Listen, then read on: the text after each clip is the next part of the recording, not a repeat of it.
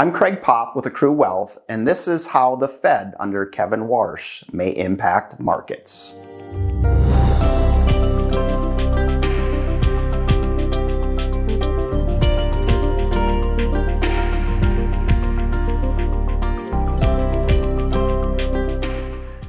The Federal Reserve plays a central role in financial markets and the economy, and its importance has only grown in recent decades. From the 2008 global financial crisis to the inflationary period of the past several years, investors have followed every Fed decision carefully. So when leadership changes occur at the Fed, they naturally capture the attention of investors and the broader public. At the same time, it's important to understand what the Fed does and does not control when it comes to long-term investing. The new Fed chair sworn in on May 22nd is Kevin Warsh, an experienced policymaker who served on the Fed's Board of Governors during the global financial crisis. Markets have generally responded favorably to his nomination, viewing him as a known quantity with familiarity of the Fed and monetary policy. Fed leadership transitions happen infrequently, so it's helpful to zoom out for some perspective. The chair of the Federal Reserve is nominated for a 4-year term, while members of the Board of Governors serve rotating 14-year terms.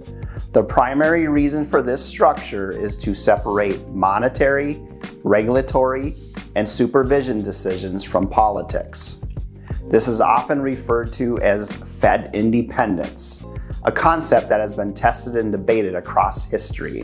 This chart shows that the U.S. economy has grown across the 10 years of different Fed chairs, regardless of which president nominated them. Paul Volcker, Alan Greenspan, Ben Bernanke, Janet Yellen, and Jerome Powell each navigated unique economic challenges from stagflation in the 1970s and the early 80s to the global financial crisis, the pandemic, and the recent inflation surge. In between, there have been numerous market and economic cycles which forced the Fed to react to new circumstances, in some cases by using their policy tools in new ways. The Fed and interest rates are only one part of the equation when it comes to the health of economy. The Federal Reserve Reform Act of 1977 established a dual mandate to promote maximum employment and stable inflation rates, which ideally should result in predictable long-term borrowing costs for consumers, businesses, and the government.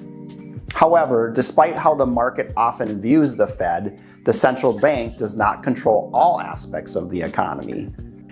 Many of their tools, such as the federal funds rate, are often viewed as blunt instruments that work with what economists refer to as long and variable lags.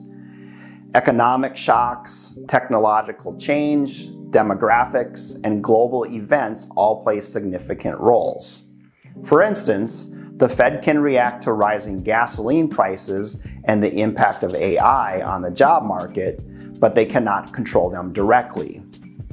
What this means for investors is that while the Fed plays an important role, and interest rates do influence many parts of the economy and financial markets, focusing too much on each Fed decision can result in missing the forest for the trees. Instead, understanding the underlying market and economic drivers that the Fed is navigating can help investors maintain a long-term perspective. Like all government institutions, the Fed is imperfect and does not have a crystal ball as to where the economy might go next. Instead, in making their decisions, they use the same public and private economic data on which all economists rely.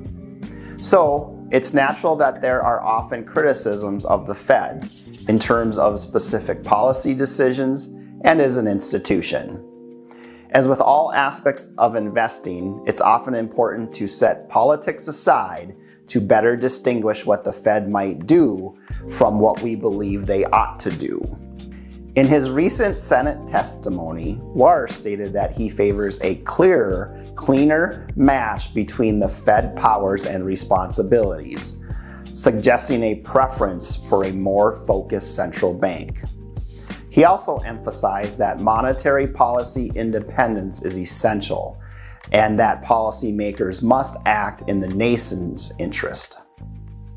In the past, Warsh was seen as an inflation hawk, meaning that his policy preference would be to err on the side of higher interest rates to prevent inflation from rising, as well as promoting reform at the Fed. When it comes to investing, there are at least three important implications based upon his views. First, it will take time to successfully understand how his current views will impact policy in this inflationary environment, especially if they come into conflict with the White House's preference for lower rates. He may need to address this as soon as his first press conference, since high oil prices will weigh on the upcoming Fed decisions.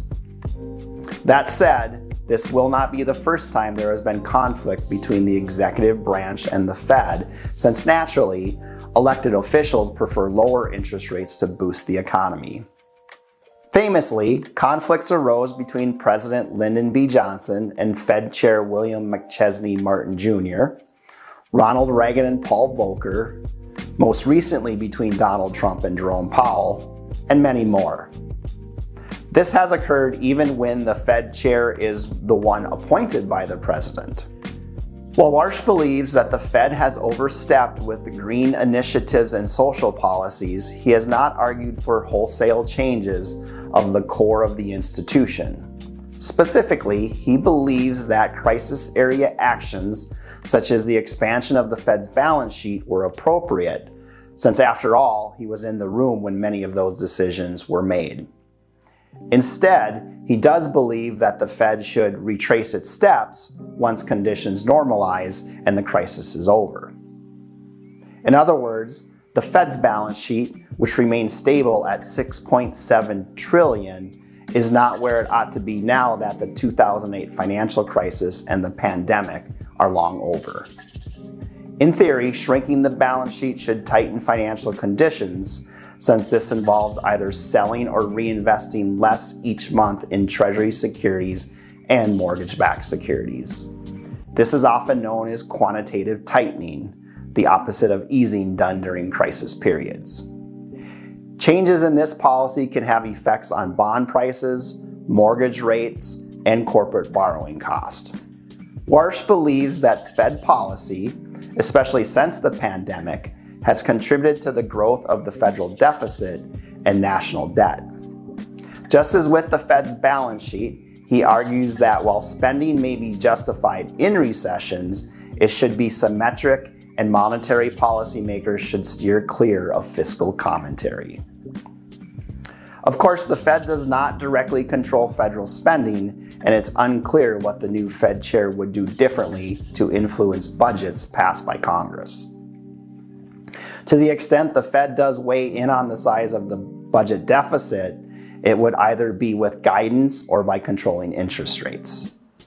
For investors, this is another reason that policy rates may continue to depend on many factors in the coming years. The new Fed chair inherits a particularly challenged economic environment.